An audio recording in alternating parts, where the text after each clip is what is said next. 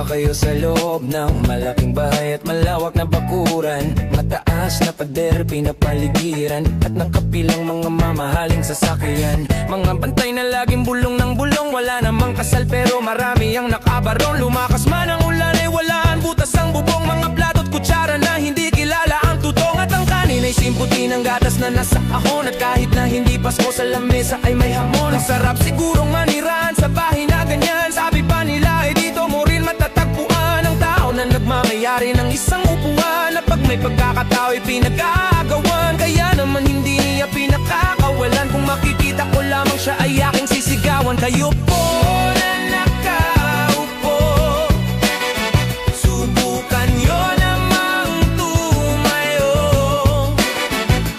at baka